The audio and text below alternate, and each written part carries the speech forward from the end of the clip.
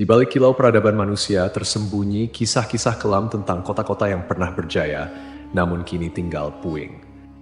5 nama terukir dalam sejarah bukan karena kejayaannya, melainkan karena kehancurannya yang spektakuler. Kota-kota ini, yang konon dikutuk oleh Sang Pencipta, menjadi pengingat abadi akan batas antara kehendak manusia dan murka ilahi. Dari debu dan abu, kisah mereka berbisik, memperingatkan generasi mendatang tentang harga yang harus dibayar atas pembangkangan dan dosa. Mari kita telusuri jejak kota terkutuk ini, yang nasibnya telah diputuskan oleh tangan Tuhan sendiri. 1. Pompei. Pompei adalah sebuah kota kuno yang terletak di wilayah Campania, Italia. Kota ini memiliki sejarah panjang yang dimulai jauh sebelum kehancurannya secara tragis pada tahun 79 Masehi. Pompei telah berdiri sejak abad ke-7 sebelum Masehi oleh suku Ossi. Awalnya, Pompei merupakan sebuah pemukiman kecil yang kemudian berkembang menjadi kota pelabuhan penting di wilayah Napoli. Pompei pun berkembang menjadi kota yang besar pada masanya. Kota ini juga dikenal yang jauh lebih subur daripada tempat lain, karena Pompei terletak di kaki Gunung Vesuvius, sebuah gunung berapi purba yang merupakan satu-satunya gunung berapi aktif di Eropa. Para petani di kota ini banyak yang menanam anggur dan zaitun. Kesuburan tanah ini merupakan salah satu faktor utama yang mendorong pertumbuhan dan kemakmuran Pompei selama berabad-abad. Meskipun Gunung Vesuvius telah lama menjadi bagian dari lanskap kota Pompei, penduduk kota tampaknya tidak menyadari bahaya yang kelak akan ditimbulkannya. Gunung Vesuvius diketahui telah tidak aktif selama berabad-abad, dan pengetahuan vulkanologi pada masa itu masih sangat terbatas. Kota Pompei merupakan bagian dari wilayah kekuasaan Romawi kuno. Banyak dari masyarakatnya merupakan keturunan Romawi, dan di seluruh wilayah Kekaisaran Romawi kuno, praktik prostitusi memang dilegalkan.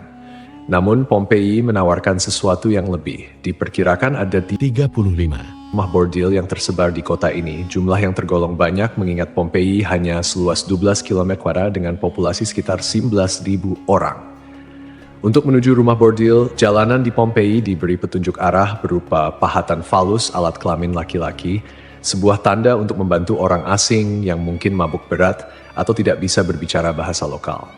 Praktik prostitusi biasanya dilakukan oleh para budak yang memasang tarif sangat murah. Bahkan tarif di Pompei jauh lebih murah daripada di wilayah Kekaisaran Romawi lainnya. Dengan membayar setara harga seperempat gelas anggur, setiap laki-laki yang datang ke Pompei sudah bisa memesan pelacur. Pada salah satu dinding aula, ditemukan tulisan yang artinya, "Jika Anda mencari pelukan manis di kota ini, semua gadis di sini tersedia." Hubungan seksual yang diwajarkan tidak hanya terjadi antara laki-laki dan perempuan saja. Penemuan grafiti menunjukkan bahwa homoseksual dan pemerkosaan anak juga menjadi hal yang biasa di Pompei. Temuan inilah yang membuat Pompei dijuluki sebagai kota maksiat, terlepas dari arsitekturnya yang megah dan keberagaman karya seninya. Akhirnya, setelah kegiatan maksiat di kota ini semakin parah dan menjadi pemandangan yang lumrah, pada tanggal 24 Agustus 79 Masehi, sekitar tengah hari, terjadilah letusan mahadahsyat dari Gunung Vesuvius.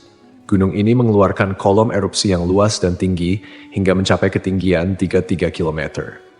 Abu vulkanik dan batu apung mulai berjatuhan di Pompei dan di daerah sekitarnya.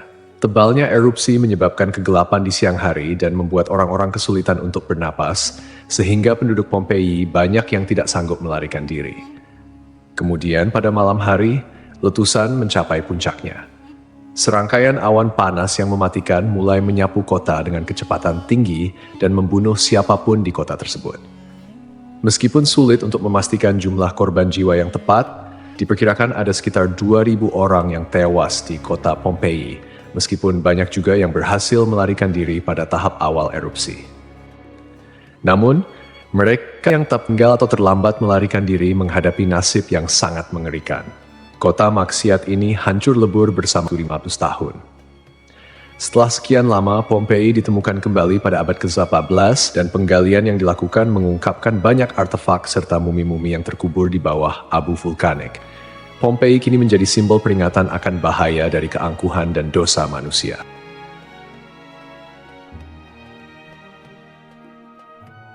Kisah Desa Legetang. Pada suatu hari di desa Legetang, warga melihat banyak binatang liar berkeliaran di sekitar jalan desa. Binatang-binatang ini, seperti monyet, kera, babi hutan, dan lainnya, bukan berasal dari daerah tersebut. Setelah diselidiki, ternyata hewan-hewan ini berasal dari Gunung Pengamun-Amun, yang berada agak jauh dari desa Legetang. Kejadian ini membuat warga khawatir dan mereka bermusyawarah untuk menyikapinya. Mereka menyimpulkan bahwa turunnya hewan-hewan dari gunung adalah pertanda akan terjadinya musibah besar. Kepercayaan lokal yang menyatakan bahwa hewan bisa merasakan bencana sebelum terjadi mendorong warga desa Legetang untuk bertindak cepat. Mereka memutuskan untuk kerja bakti membuat parit di lembah Gunung Pengamun-Amun sebagai upaya antisipasi bencana, khususnya longsor. Desa Legetang terletak di dataran tinggi Dieng, Kecamatan Batur, Kabupaten Banjarnegara, Jawa Tengah. Desa ini dikenal dengan tanahnya yang sangat subur, bahkan lebih subur dibandingkan desa-desa lainnya di sekitarnya. Sebagai contoh, jika semangka yang ditanam di desa lain hanya mencapai berat sekitar 6 kg, semangka yang ditanam di Legetang bisa mencapai 10 hingga 12 kg. Setelah parit selesai dibuat, kehidupan di desa kembali normal. Desa Legetang adalah desa yang makmur, hanya sedikit orang miskin di sana. Banyak saudagar kaya yang hidup mewah dan uang sering dihamburkan untuk hiburan. Setiap malam, mereka sering berjudi dan mengadakan berbagai hiburan yang tidak pantas, seperti kesenian lengger yang kadang berujung pada tindakan asusila. Kesenian ini yang hanya dilakukan di desa tersebut menjadi simbol betapa jauhnya masyarakat desa ini dari nilai-nilai agama dan moral. Kehidupan malam di desa Legetang.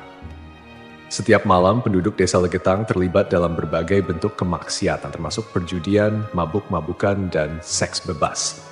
Mereka yang tidak terlibat dalam perilaku ini tampaknya membiarkannya, seolah-olah itu adalah hal yang wajar. Beberapa sumber melaporkan bahwa tingkat kemaksiatan di desa ini sangat tinggi dengan beberapa laporan ekstrem seperti hubungan seksual antara anak dan ibu kandung. Desa Legetang mengalami hujan yang sangat lebat. Cuaca ekstrem ini disertai dengan petir yang menyambar-nyambar dan suara guntur yang menggelegar di langit yang gelap. Tiba-tiba, terdengar suara ledakan yang sangat keras yang dapat didengar hingga ke desa-desa di sekitarnya. Bukan paginya, setelah badai reda, penduduk desa-desa tetangga terkejut mendapati bahwa desa Legetang telah tertimbun tanah dari puncak Gunung Pengamun-Amun. Bencana ini menyebabkan sekitar 332 penduduk asli dan 19 orang dari desa lain meninggal dunia. Secara logika, sulit untuk memahami bagaimana desa Legetang bisa tertimpa longsoran dari puncak gunung yang jauh dan terpisah oleh lembah serta perkebunan. Penduduk desa telah membuat parit sebagai antisipasi terhadap longsor, tetapi bencana ini tampaknya melibatkan fenomena yang tidak bisa dijelaskan dengan mudah. Ada yang berpendapat bahwa kejadian ini adalah azab dari Allah karena tidak dapat dipahami secara rasional. Ashabul Ras. Ashabul Ras adalah sebuah kaum yang hidup pada zaman dahulu. Kisah mereka disebutkan dalam Al-Quran sebagai salah satu kaum yang mendapat azab dari Allah Subhanahu wa Ta'ala. Nama Ashabul Ras secara harfiah berarti penghuni sumur atau pemilik sumur. Mereka tinggal di sebuah wilayah yang kini diperkirakan berada di antara Yamamah dan Hadramaut di Jazirah Arab. Kehidupan Ashabul Ras sangat bergantung pada sebuah sumur besar yang menjadi sumber air utama. Tidak hanya menjadi pusat kehidupan, tetapi juga menjadi simbol kemakmuran dan identitas kaum tersebut.